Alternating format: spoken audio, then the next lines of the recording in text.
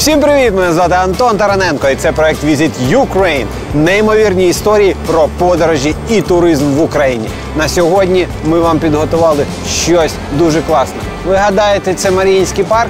Або, можливо, це щось на кшталт Голосіївського парку? Ні, друзі. Ми в гостях у Яника, колишнього президента України. Славно, звісно, але разом з тим дуже відомого по своїй розкіші. І сьогодні буде неймовірний випуск. Не про Хонку і якісь стандартні речі, а ексклюзивні історії про те, як саме тут все відбувається. Мене звати Антон Тараненко, Visit Ukraine. Let's go!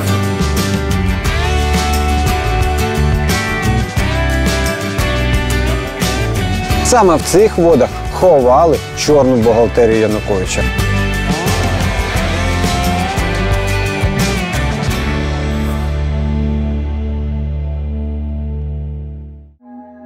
Територія Межигір'я майже 140 тисяч квадратних метрів. І повірте, це дуже багато.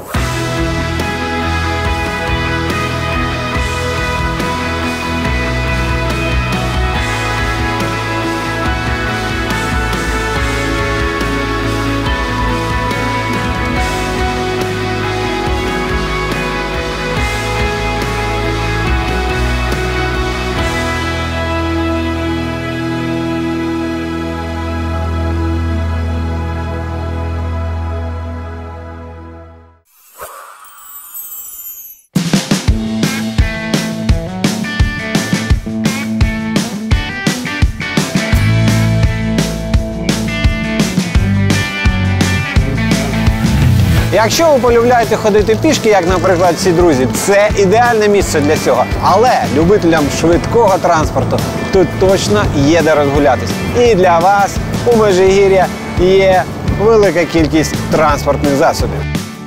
Для вас доступна велика кількість транспорту. Електросамокати, сігвеї, електробайки та просто велосипеди.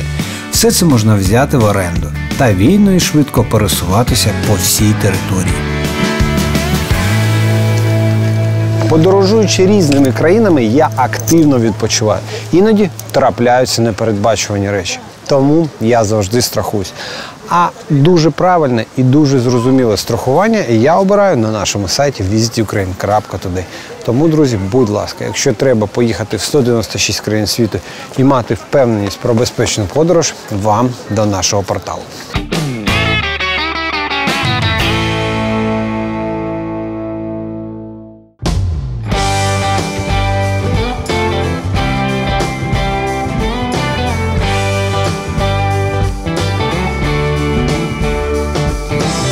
Розваг насправді тут велика кількість, але, друзі, всі сюди приїжджають для того, щоб подивитись, де ж мешкав той самий Янукович.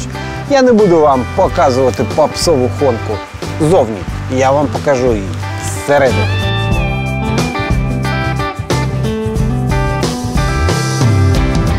Попавши всередину, дух захоплює на декілька хвилин. Кажуть, якщо привезти француза у наше Межигір'я, то він може переплутати його із своїм Версалем. Стіл за 60 тисяч євро, люстри інкрустовані діамантами. Це все та ще багато іншого залишилось від одного з попередніх президентів України. Але, скоріш за все, ви це бачили. А саме зараз ексклюзивні кадри.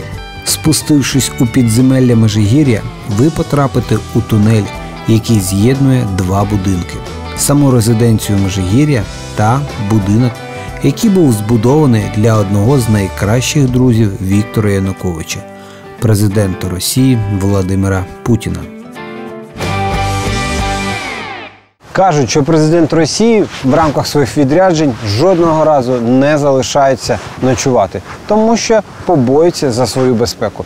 Саме цей будинок був зроблений для нього і під нього, щоб він почував себе максимально захищеним. Але не разу Путін тут не ночував. Саме в цих водах ховали чорну бухгалтерію Януковича. Але активісти в 2014 році виловили все це. І як ви думаєте, де вони все це сушили? В цьому будиночку. А зараз ми проїжджаємо попри теплицю, в якій ексклюзивно вирощували овочі та фрукти спеціально для Януковича. Ну а ця будівля – це тодішня лабораторія, в якій перевіряли ті самі овочі, фрукти та любу їжу перед тим, як подавати президенту.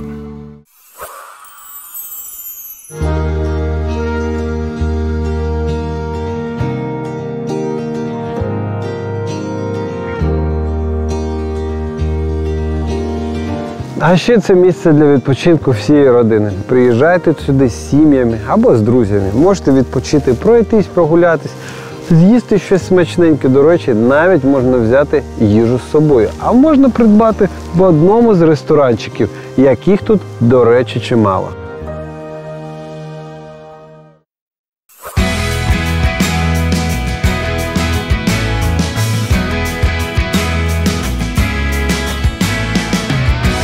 І якщо ви тут вперше, завітайте в музей ретроавтомобілів.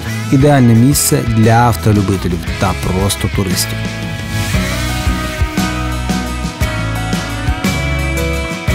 Зоопарк, у якому можна зустріти величезну кількість дуже цікавих та рідкісних тварин. Дітям тут сподобається.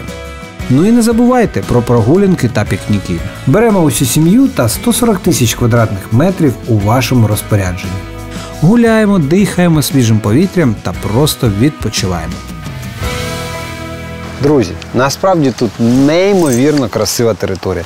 Тут купа класних локацій. І тут треба провести час цілий день. Але, якщо ви хочете подивитись, як саме все це виглядає, практично зверху у вас є два варіанти. Варіант перший – піти до оглядового майданчику. Варіант другий – подивитись наступний кадр. Як ми підіймаємо коптер.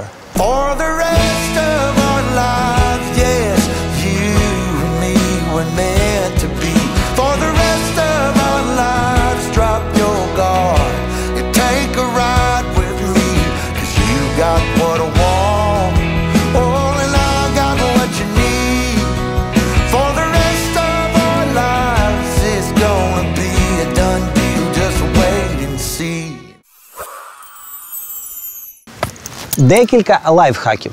Якщо ви приїжджаєте в Межигір'я і хочете взяти з собою їжу, беріть.